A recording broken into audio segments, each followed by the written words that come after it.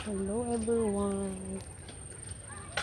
Ito po yung aking tanim na papaya. Yan. Ano po ito? Isang puno lang yan. Bali, ang ginawa ko nung ganito na siya kalaki. Pinutulan ko na hanggang dito. Kaya nung nagpanibagong asbong na siya, naging 2 puno. Naging 2 puno na. So, mangyayari dito, pagka ni-prune mo siya, hindi siya tataas ng tataas. Kumbaga mababa na lang siya ng puno. Kasi pag pinupruning mo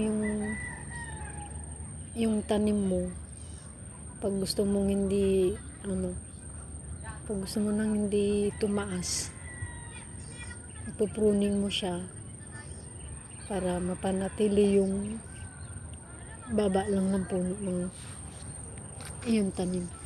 Ganun lang. Ayan. Kaya pag nagbunga to, doble.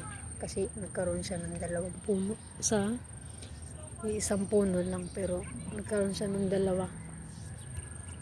Ayan.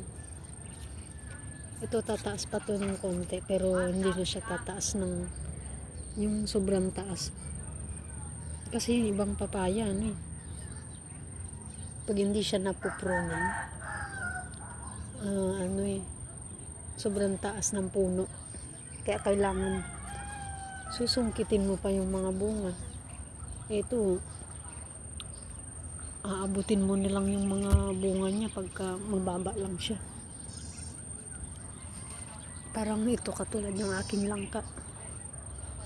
Yan, taba ng aking langka. Ito naman, mababa lang din siya na puno kasi ni-prune ko siya. Yan. Yan.